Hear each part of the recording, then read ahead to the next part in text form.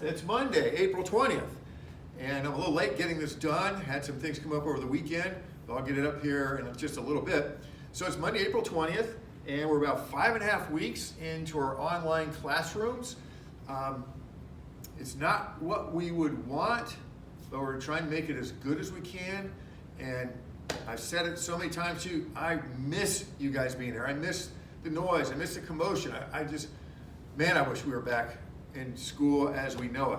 So anyway, we're shifting gears today into what we're going to do the rest of our time together in Bible, and that is the 10 Commandments.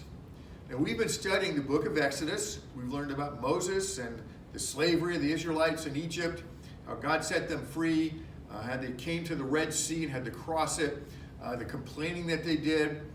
And now the Israelites are going to receive from God through Moses what are known as the 10 Commandments. Now, first, why? The commandments are found in Exodus chapter 20. Why is God giving them to his people? Well, in short, he's saying, this is how I want you to live your lives. Now, it's not like God just picked something here and something there and decided to come up with some rules.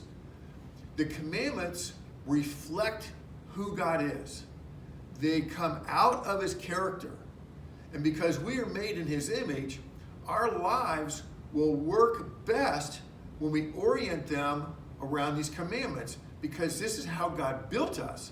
He built us to live the way these commandments say we're to live. So we're going to take them one at a time. The homework assignments will be things that you can do with your parents, and we'll have a couple quizzes. And so we're going to do the first one today. And the first of these commandments is God is saying you're to have no other gods before me. He begins the 10 Commandments in Exodus chapter 20, verse 2. He says, I am the Lord your God who brought you out of slavery from Egypt, and you are to have no other gods before me. God is saying, I want to be number one in your heart. I want to come before everything else. And when you make me number one in your heart, your life will work well. The trouble we have is when we push God off to the side and give other things that position of number one. So God is saying, no other gods before me. That's the first commandment. So I was thinking, what would be a word that captures what God is saying in this commandment? And the word I came up with is the word loyalty. That is what God is asking for in this command, loyalty. Now, if this is God here, and this is us, we're people, what God is saying, and he was saying this to the Israelites, because I showed you goodness in setting you free from the Egyptians, I now want your loyalty in return, and I will be good to you, I'll provide for you, I'll take care of you. But God is saying, as I set you free from the Egyptians, he's saying, now I want your loyalty to me now. It's loyalty he's saying in this command. He said, gave myself to you and setting you free from Egypt. In return, I want your loyalty, and I want you to know I will always be good to you. So what are some synonyms for what this commandment is saying? And here's a couple I came up with. Devotion. That's a good synonym. Commitment is another one. And one more, fidelity. That what God is saying in this commandment, he says, inside your heart, I want to be number one. That, in essence, God is saying, there's a throne in your heart. And he says, I want to sit on that throne, not because I'm a harsh ruler or someone who's difficult, but rather, what I proved when I set you free from the Egyptian slaves, I want to be good to you. And as I'm good to you, what I want in return is your fidelity, your commitment, your devotion, your loyalty. Okay, now, the problem, and it occurs with every one of these commandments, there's always something kind of whispering in our ear, if you want to think of it that way, to pull us away from this loyalty. Now, for the Israelites, that was the god Baal. And this is how it's spelled in Hebrew. This is the sound B. This is a space filler. And this is their L. And the sound, the vowel sound comes underneath this letter, Baal. Baal promised two things to any who would worship him. The first thing he promised was good crops. He was the god of the rain, the god of the storm. And so in a land in which you grew your own food, when agriculture was the heart of the country, of the people, you had to have good crops. And for those good crops, you needed rain, and Baal promised, I will give you rain if you'll make me your God. The second thing Baal promised was fertility. That means he would give you safety in childbirth, and he would provide offspring for your animals. In a society in which infant mortality was high, in a society in which you lived and needed your animals to reproduce, this was really important. And Baal said, if you worship me, I will make sure your childbirth and the birthing of your animals goes well. So the Israelites were always drawn to worship Baal. And the reason was Baal promised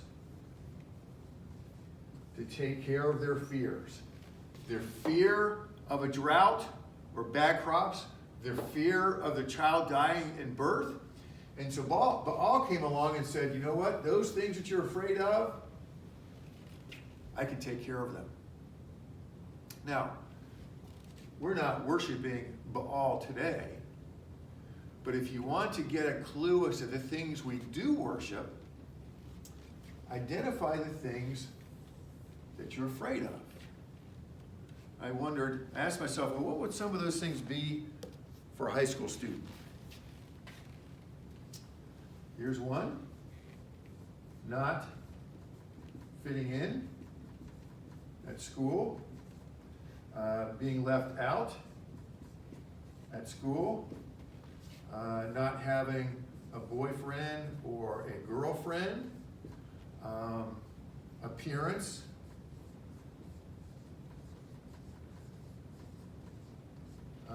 feeling that my appearance isn't what others have.